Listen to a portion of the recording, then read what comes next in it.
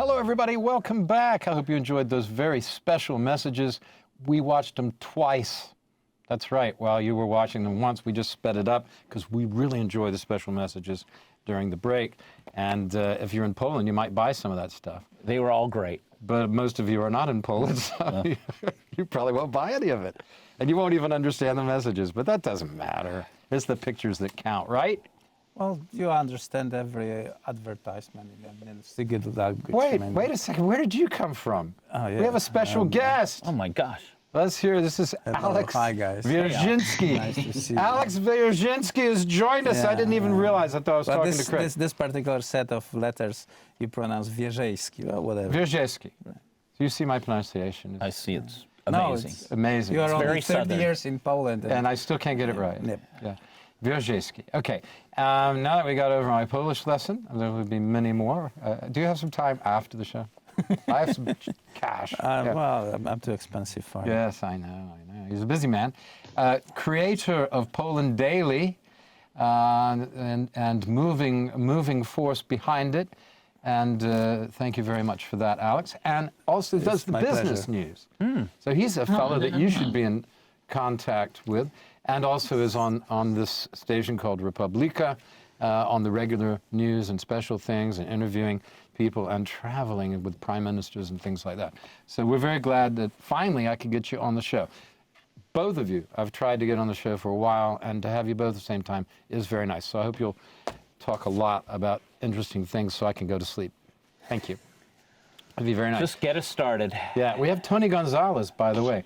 Tony, bridge blew up. We're going to talk about reconstructing. Let's start with that. Who blew it up, according to what your sources are telling you, and your own opinion, if you will. And then we'll get into some reconstruction and business stuff, because war is a big business, and reconstruction is even a bigger business. Yes, it is.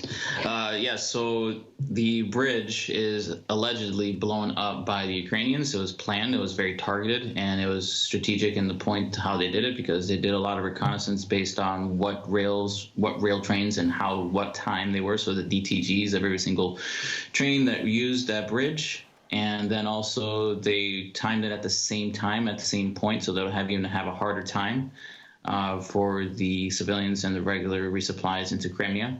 Of course, they timed it with the train being on there having flammables to make it even harder for them to burn out the fire. The one thing that didn't work is it didn't burn the entire bridge down. So that way they can still rebuild that bridge to have resupplies via rail. But as far as resupplies by the road bridge, no, that's dunzers for a while, at least for the next 6 to 9 months that it takes for reconstruction, if they have the time to do that. I heard that they had 2 lanes open of the 4 lanes on the bridge for traffic. Is that not true? Negative. That's the entire bridge across. What about the railway link? The railway link is still active. As far as they are right now redirecting the trains on the opposite side of the one rail side that is potentially not going to be working for a little bit. But that's what they're doing. So they still have the ability to resupply by rail. It's important because the Russians' military supplies is based on the railway. So. It was a successful operation, and it was not the Ukrainian Secret Services. For God's sake, whatever those idiots in the Russian Times or those media reporting or those politicians in that part of the country or part of the world are reporting, it wasn't. That was just a standard regular operation. It was not any drone or anything else. They planned it for months. They knew that they needed to attack them to take over the Crimea, regain the annexed country, the annexed part of Ukraine. So, yeah, it's been in the works for a long time, probably even longer than months. It's most likely since 2014 that they've been planning to retake the Crimea and attack these bridges, because that's the most likely target of why it was a pride and joy of Russia. How exactly did they do it again? So right now they presume that they actually did plant explosions on there, and they timed them to be there. There was no... They planted explosives. How? That's what we're still trying to figure out. We're still trying to see whether or not when they release the information. It's most likely, for me, what I would think is that they used vehicles to explode them and just kind of timed it to be there. So we don't know how they actually conducted the operation. So they might have done some amphibious operation, something like that. Planted explosives like the bridge on the River Kwai. Remember that one? Yes, and sir. then the guy is over in the corner going like this, or they send the Okay. truck. As you We're said. not that archaic. Yeah. I just like making that noise. You know? I don't know if you guys noticed that 2 weeks ago near Sevastopol they have found a drone boat that shape of a kayak about 7 to 9 meters long. With one funny thing, it had obviously a camera in the front and the Starlink dish in the back. And on the beginning, the people were suspecting that this was something connected to the bridge. Maybe a boat like that was under, but it turns out it didn't because there was no. In the camera, you don't see the waves that such a blast could cause, right? But anyway, an interesting theory, and we learn a lot about the modern warfare from Ukrainians. Yeah, I was just going to say that he brought up a good point because this war has completely changed the outcome of warfare as we think about it and how we actually operate because of the way that we have been using drones. They have been using drones and how they have actually just turned regular standard DJI drones and all the way up to the escalations of the ones that they have that are tactical to actually conduct warfare. So the use of surface vehicles is not too far-fetched. And now we're still waiting for reports to come in, but that's one of the most likely other courses that they were able to do that with teams that they have. But yeah, that's a good point, Alex, that you brought up there. So yeah. Yeah, it was a good point. And the when you say it wasn't special forces, but it must have been a special team that was trained, right? Yes, sir. Yes, sir. What the heck's going on? Just because I'm 42 You're years just old. looking older and older every day. Scott is like, yes, sir. That guy is- The stuff you are talking about is secret. Yes, sir. Yes, sir, yes. Yeah, exactly. Full stop. There you are. Well done. Thank you for that answer. Now, how much would it? Say that bridge was. How much did it cost to build that bridge? It's like $3 billion to I bet it would cost a bit more now. redo it. Yeah, it's, with all the materials. You know, and plus you gotta have the security around the guys that are building the bridge as well. But what it shows, yeah, that's right. And what it shows as well is, I mean, it's much harder to build a bridge, your point, during a war than when people are shooting at you, Right. or sending drones over, or and dropping little possibly bombs on airplanes, you. or shooting a missile. One of The Ukrainians workers we are not available at this for this stage. particular Yeah. construction. I'm afraid. Yes. And all the Russian ones are being shot in the line. So Yeah, I think it's pretty unlikely they'll get the bridge rebuilt. I Yeah. mean, the Russians, let's probably. say. Yeah. But even if it, what it does show is even if they do they have the resources to keep defending the bridge? You know, during this time, probably not. So it could be hit again. It's Yeah, I'm sure vulnerable. they will. So it's created a neurosis.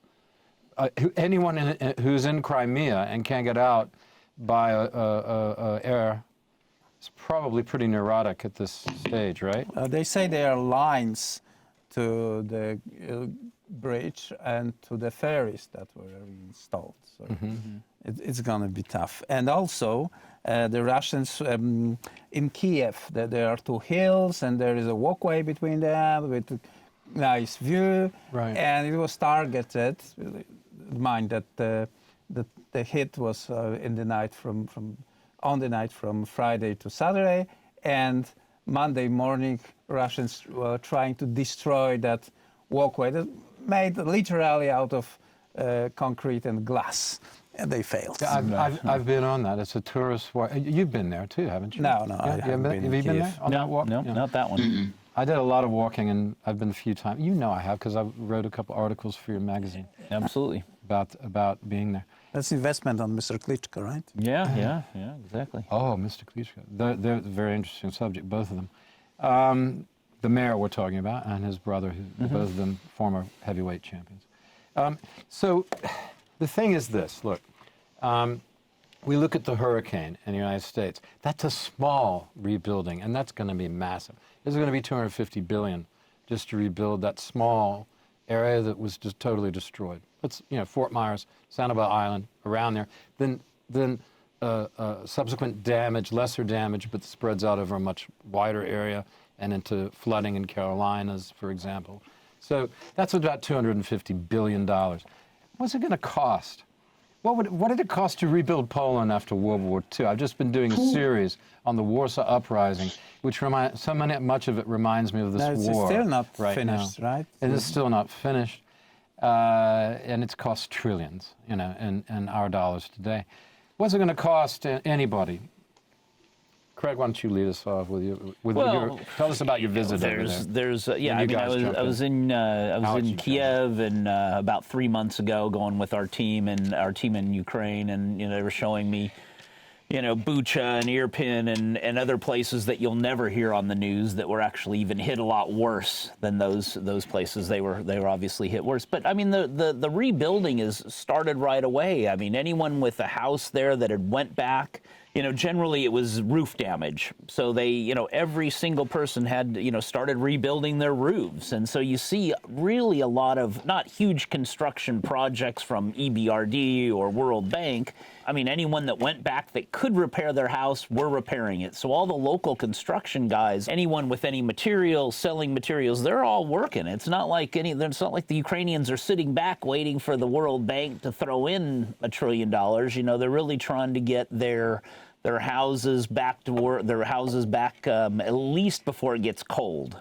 So it's get the roof working, get the heat working, move back. So you're driving through all these places, and of course, a lot of them are just completely gone. There's nothing that you can do. Some people will probably never come back. But in a lot of the places where, their house was hit by a missile, the roof destroyed, they're fixed. I would say a lot of them are even fixed by now because people had went back right away. I was there right when school ended, so that would have been in June. And they were already, everyone's fixing it as much as they can, fixing where they work. The businesses, I'd say, took a bit more of a hit because no one was there to really fix. I mean, the government wasn't really helping the businesses, but on the residential side, they were supplying windows, supplying different things. And of course, people were just coming with their own money and repairing their homes. And so you really saw, a lot of these people that could afford it or that weren't so damaged that, beyond repair that they could fix. So that's already been happening probably since day 2 of the war, starting to repair things. But you're talking about the individual house, but most of the people live in this multi-story houses that do folding like carts. Yeah, and those are, there's nothing you can do, right? It's fallen down. They've got to clear it. They've got to rebuild it. Those people are just, they've got to find some other place to live. And actually, Poland has even supplied quite a lot of modular places for people to live. And, they make those in Poland. They make them in Poland, and they donated them. And I'd been to at least 2 locations, and they just set them up in parking lots, like DIY shopping center parking lots, and started. I mean, it's small, but at least you have a place to live, and everything works. And they've set them up pretty quick. So I was there, and they're full, and they probably could use another couple thousand units of that sort of thing. But the construction's already started. The big stuff will have to happen.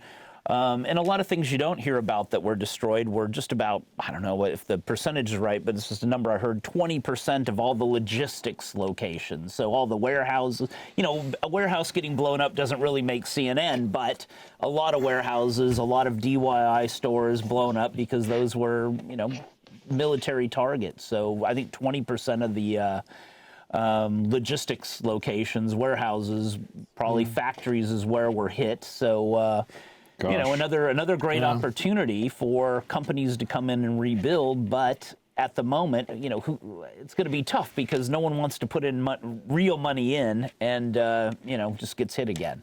Thank you for that. Okay, I wanted to ask Alex, but go ahead.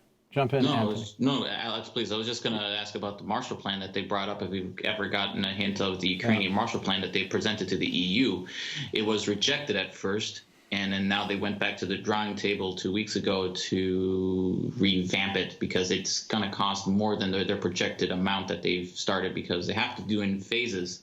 I don't know what phases they're going to start, if they're going to start from the small villages and then bring back into the cities or start in the major cities and expand out to the smaller villages. But one way or another, they're going to have to rebuild it because the infrastructure is crucial. I would think that they would start in the cities where the major populaces are, especially dealing with cities after the rebuilding of Kherson, Kharkiv, just to name a few that are the major ones, especially for some. Okay, thanks for that. It's a very good question. Well, first of all, the eastern part of Ukraine is the most industrial. Most people used to live there and had the most qualified staff and most cutting-edge production. But this was constructed up to 1980s, so 1960s, 70s, 80s. That was the infrastructure and production made for the Soviet economy of the Soviet Union. So now they will have to rebuild that in the new economy, in the new world, right? And we, fortunately, we live in the world that's about to change, and maybe all that logistics production will be easier. Will be moved from west to the Southeastern Asia. Yeah. And now we know that you cannot trust if your supplier is a Chinese person and supply or Chinese company, either in electronics or chemical or medical supplies, right? We had it 2 years ago.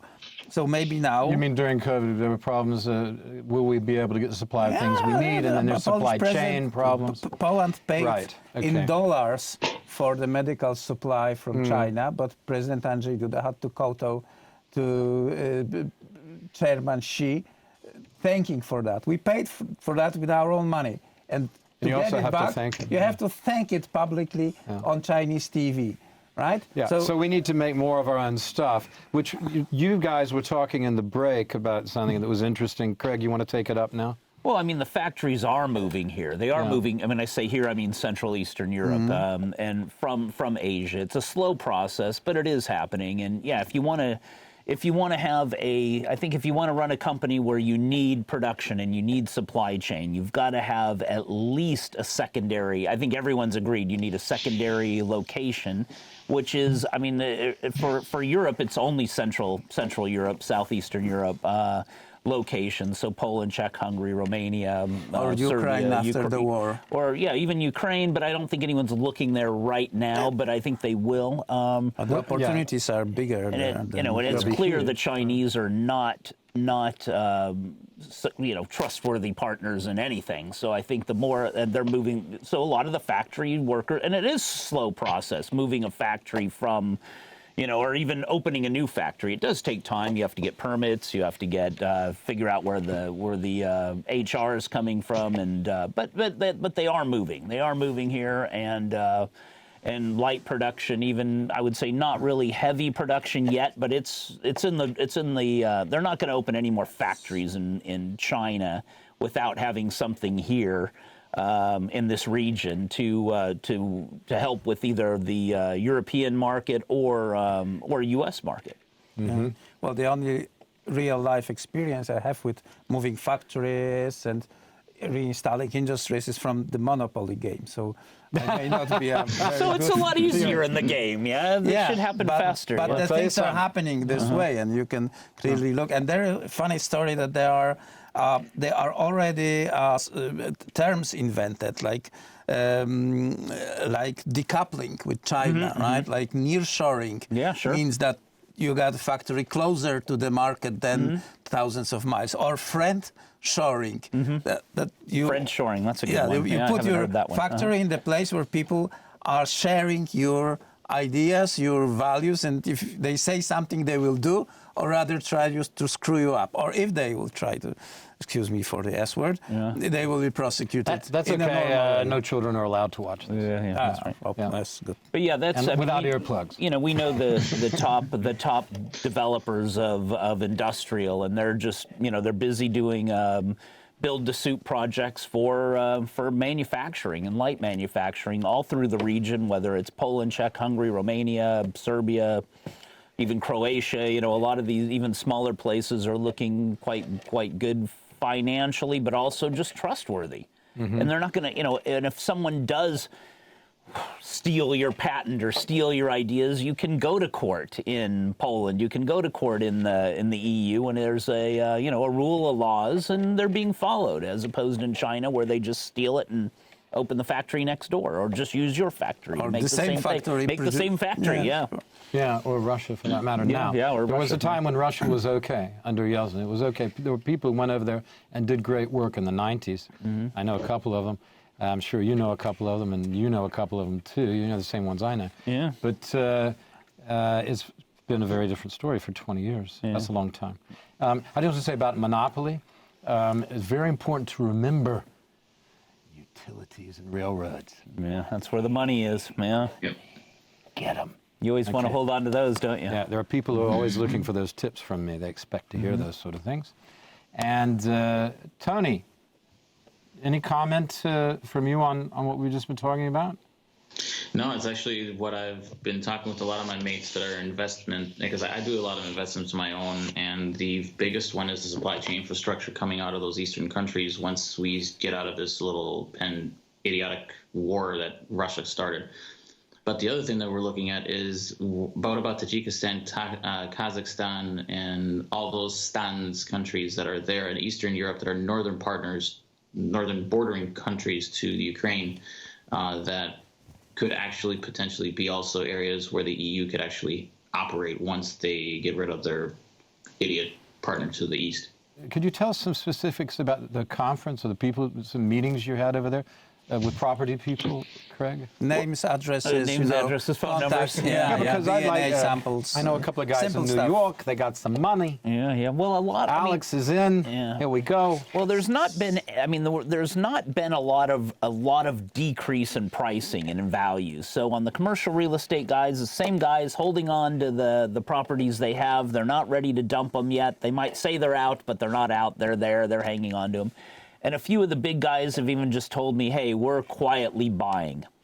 Mainly residential, but quietly buying, maybe probably buying anything. Comes down to the price, but they said, look, nothing's really gone that cheap. It's like I think the Ukrainians realize this will be over. They're not fleeing the country. The business is going to be there. And so the prices really haven't dropped to where you would get, let's say, the people you know that want to come over and get everything at 90% discount. That hasn't happened. There might be some fluctuation in the pricing, but not much. But there'll be government sort of. That's a good information. Yeah, it is. Isn't it? I have a lot of good information. Yeah. This guy, I'm telling you, is like a. You have to dig it out. He's like one of those things you have at Thanksgiving, a cornucopia. Yeah. But the big owners with big information, with big property portfolios, they're hanging on to them.